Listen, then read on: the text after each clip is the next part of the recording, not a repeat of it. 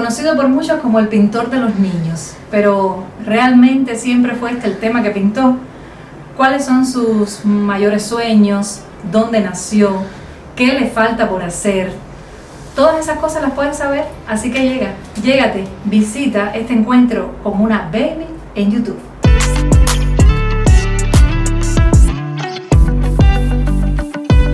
Baby en YouTube se complace muchísimo entrevistar en esta ocasión, acercarnos un poquito más a la vida y a la obra del artista de la plástica, Michael Herrera.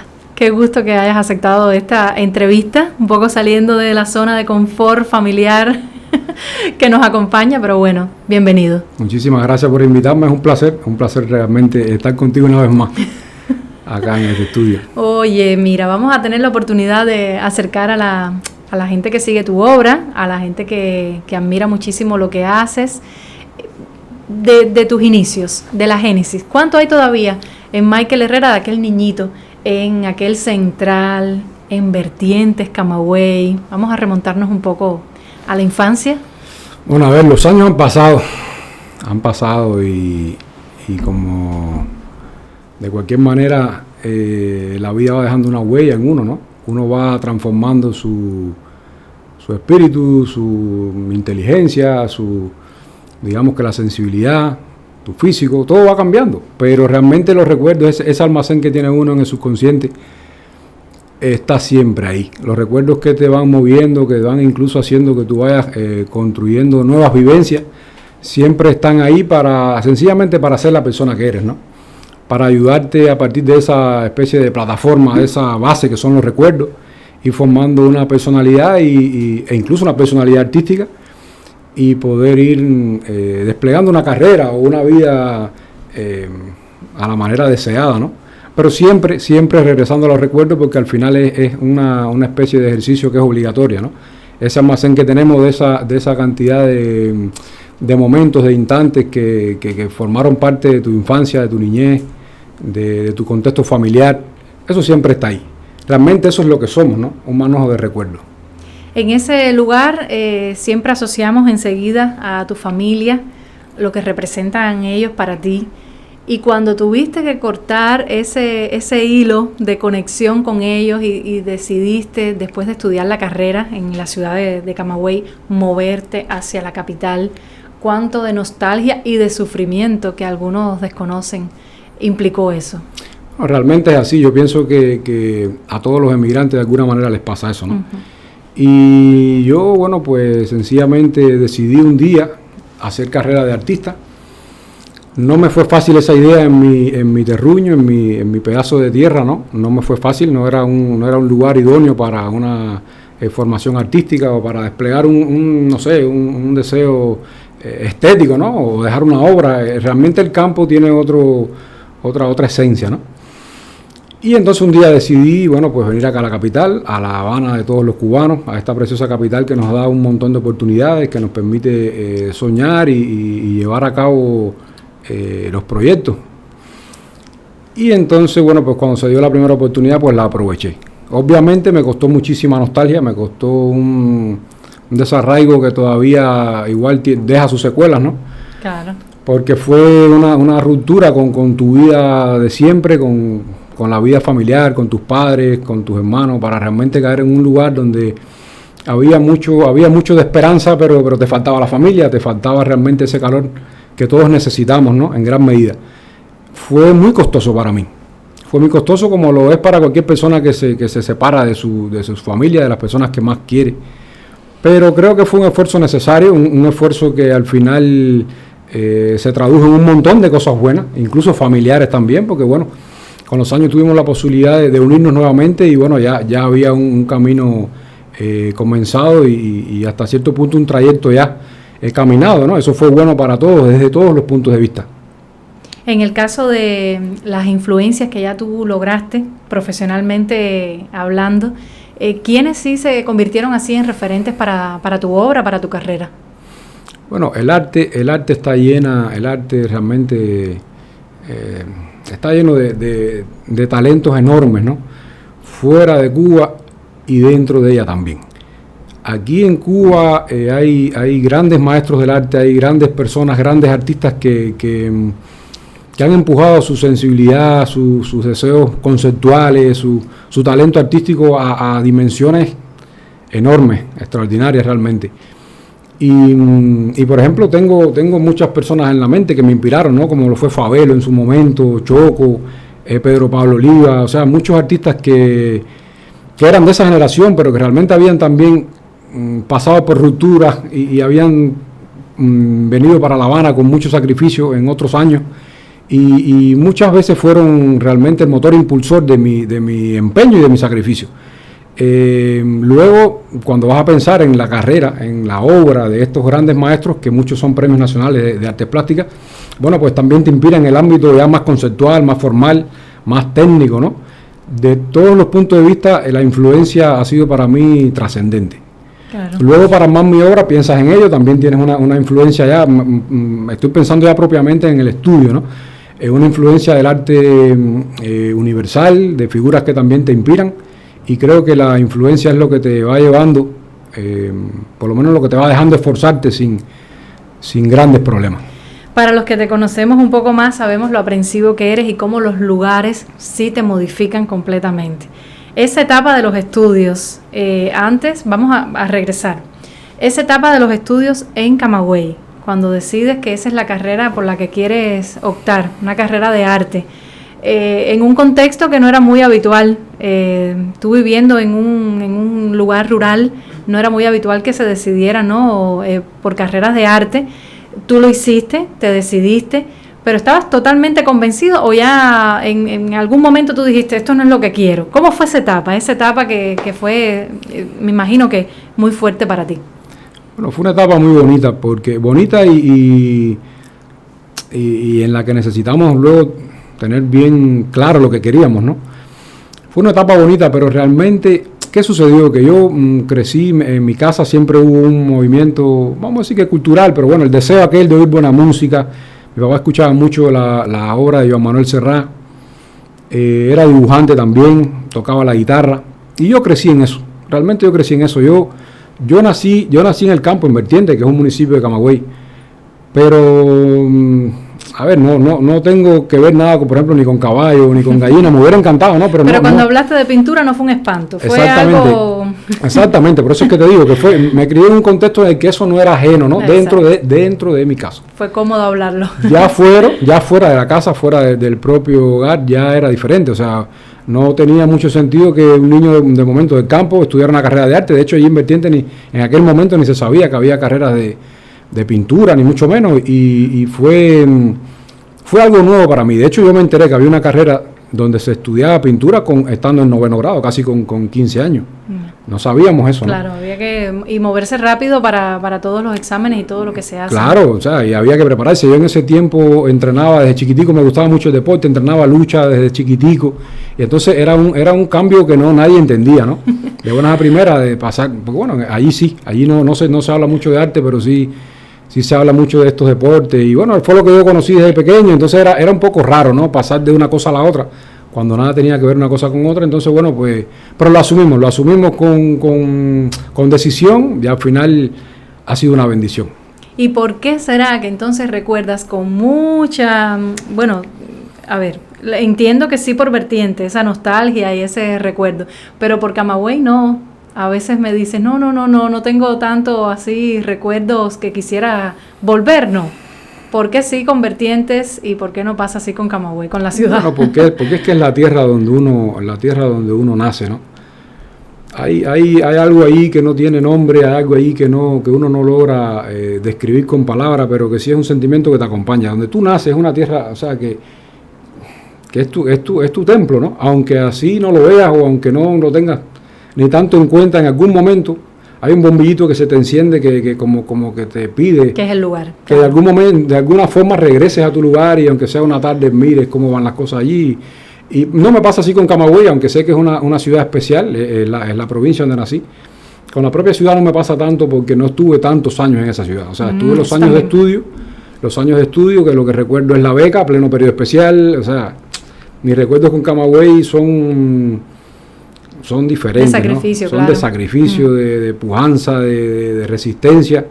Fueron los años de mi escuela, fueron los años que pude estar ahí en esa hermosa ciudad. Pero bueno, mi pueblo fue el que nací, en el que hice la niñez, en la que tuve todos mis amigos, en el pueblo en el que hice todo lo que quise, Claro. hasta que un día decidí regresar acá a La Habana, ¿no? O sea, venir hacia casa, hacia La Habana.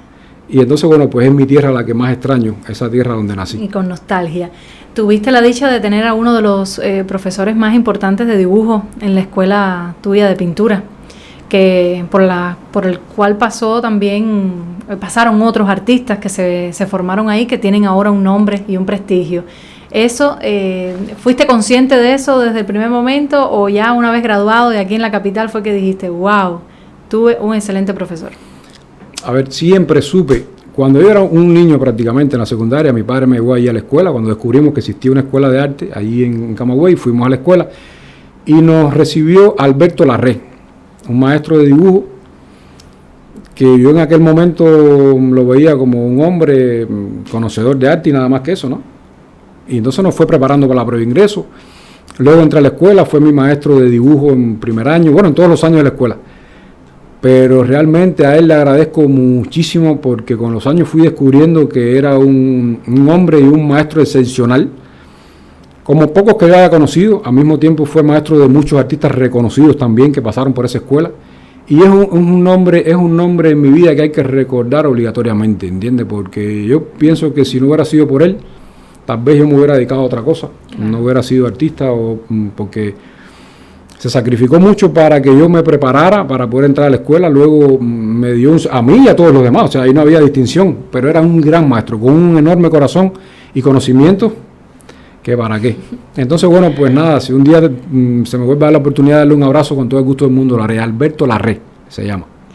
En el caso de lo que viviste ya aquí en la capital, tú lograste tener una obra, incluso por la abstracción, una figuración que recuerdo de esas primeras obras cuando aún yo estudiaba en la universidad, que se admiraba muchísimo ya tu trabajo, y ya después llega el tema de los niños. Mucho hemos hablado del asunto de cómo mucha gente empezó a especular que si era que tenías algo especial, que no podías tener hijos. ¿Cómo has manejado eso tú dentro de la línea de lo que querías lograr con tu obra y que el mensaje no fuera estrictamente personal, sino decir algo mucho más allá? ¿Cuánto ha reportado entonces este trabajo con los niños como modelos? Bueno, yo me gradué en los años 90. Y como cualquier estudiante de arte, necesitaba encontrar un camino propio, un estilo propio, que te llevara a tener una visualidad diferente al resto del gremio, ¿no? de los artistas del momento.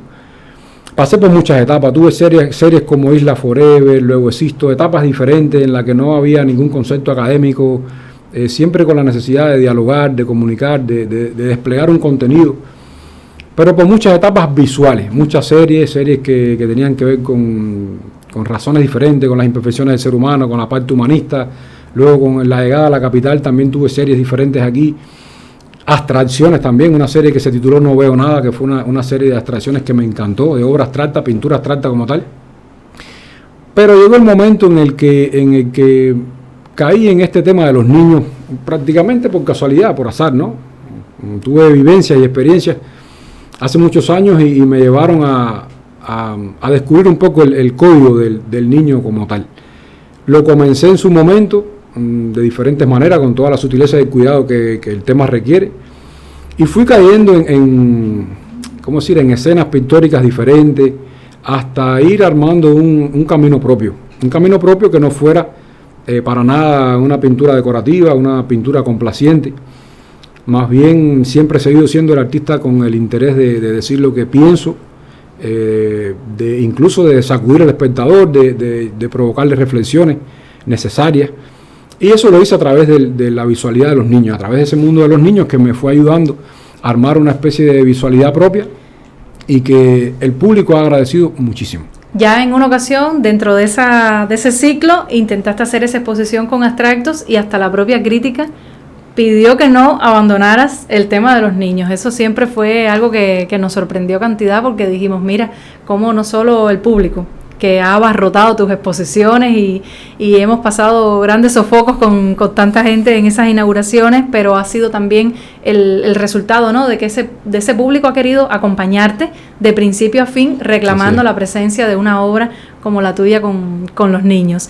El tema de volver a conectarte con el deporte, porque me imagino que no le pase por la cabeza a muchas personas que un artista que requiere de tanto tiempo en su estudio de pintura, donde dicen que lo que más les acompaña a ustedes es la soledad del artista para concentrarse y todo, tenga ese deseo y esa adrenalina de estar todo el tiempo vinculado a los deportes de combate. Cuéntanos un poco cómo es eso. Hasta fotos con Mijaín, ¿cómo es la historia? Realmente es lo que conozco desde pequeñito. Yo casi que a la par de la música, a la par de la pintura, conocí la lucha, estos deportes, y no lo conoce, y los conocí como lo hubiera conocido cualquier niño, ¿no? O sea, la lucha libre, la greco, deporte. Al final, yo cuando niño pasé por todos los deportes, ciclismo, esgrima, todo lo que se pudo. Sí, pero esto no es solo de niño, es que de adulto también, y te gusta. No, porque en ese me quedé más tiempo, y sí me gusta mucho, me entretiene, es la manera también de hacer ejercicio con la mente ocupada, es como un juego. Yo llevo muchos años haciéndolo y luego uno deja de hacerlo porque ya los años van pasando, tengo 43 años y luego uno teme a lastimarse, sobre todo las manos, que es con las que uno trabaja todos los días. Pero a mí me gusta mucho, o sea, es algo que me complace. Yo creo que siempre debemos tener algún hobby que nos oxigene un poco. Todo no puede ser trabajo, todo no puede ser responsabilidad. Y más cuando uno lo lleva, o sea, entrenas un día, otro día no entrenas. En el equipo Cuba, ¿qué te dijeron cuando vieron que un pintor quería entrenar lucha libre? Realmente o sea, vino la pandemia y paramos, pero llevaba ya muchos años, como, 4 o 5 años entrenando allí, en el mismo colchón donde entrena Mijaíl, donde entrenan... ¿Cómo es la historia? Compártela, que siempre tú dices, suave, no, a mí me pueden entrar duro, y tú, ellos dicen entonces, no, suave, que él es pintor, y después... No, claro, porque no es lo mismo, esos muchachos son para mí, igual aprovecho para mandarle un abrazo grande, de todo corazón, a todos ellos, ¿no? Pero son muchachos que son jóvenes, que tienen una base desde niño también, y no es lo mismo, uno va por la salud mental, la salud física y entretenerse, y ahí hemos logrado un ambiente que yo disfruto mucho. Yo soy un ser humano, primero como artista, ¿no? Y entonces dentro de mí llevo mucha diversidad y me gustan cosas diferentes, todas diferentes, y entonces eso es una de ellas y le dedico el tiempo necesario porque creo que como te decía, es lo que carga las pilas para luego llegar a la casa, enfrentar las responsabilidades de la casa y del trabajo. Entonces, pues por ahí vamos equilibrando la vida de esa Cualquier manera. medalla olímpica la podemos ver. Para nada. En el caso de tu vínculo con la familia, mira, eres, por experiencia lo digo, un excelente hermano, un excelente hijo, te preocupas mucho por que la familia esté contenta, que estén enfocados, apoyas mucho eso, que la gente se enfoque y que produzca cosas útiles. Tu planificación como padre, ¿qué representó eso para ti? ¿Fue una continuidad o fue un antes y un después? Bueno, ser padre es algo que te sorprende siempre. Realmente uno se cree una historia, uno se cree un cuento, pero vivirlo por primera vez es algo diferente a lo que uno se imagina, ¿no? Y tú lo sabes. Y yo pienso que sí, que es un antes y un después. Creo que a partir de que uno tiene un hijo y lo quiere como lo queremos, las cosas cambian todas las cosas. Cambia la manera de ver la vida, cambia la manera de emprender el trabajo, de emprender tu día a día, cambia la manera de ver el tiempo, cambia la manera de responsabilizarte con las cosas que tienes que hacer. No que debes hacer, sino que tienes que hacer. Entonces, todo te cambia. Incluso es como leí los otros días a alguien en internet, es como que la debilidad que te hace más fuerte, ¿no? O sea, es algo que te inspira en el momento en el que más cansado estás. Piensas en tu hijo y en tus hijos y se te acaba el cansancio, se te acaban todos los deseos de parar. O sea, eso te carga las pilas sobremanera y para mí es como mi bandera, ¿no? Eso día a día es lo que a mí más fuerza me da, es lo que me ha hecho planificarme la vida de una manera diferente, el día a día de una manera diferente. Yo no paro, realmente no paro porque no quiero parar y no me gusta parar y cuando paro no me siento como tal vez se sienta otra persona, ¿no? A mí me gusta emprender la marcha todo el tiempo y es siempre pensando en mi hijo, realmente casi todo lo hago pensando en él. 15 años aproximados de matrimonio. ¿Qué cambiarías? ¿Qué mejorarías de esos 15 años? Yo pienso que nada, yo pienso que no tengo la menor queja. Las quejas que tengo te las digo a ti en la casa. Pero no, bueno, la vida va bien y uno va tratando de tenerla lo más completa posible. Y la familia es la parte más grande. Y como te he dicho a ti y a otras personas, la pareja de uno no es la novia de uno, no es el esposo, no es la esposa, es la familia. Es la familia. Y cuando uno habla de familia, ya está hablando de cosas diferentes, ¿entiendes?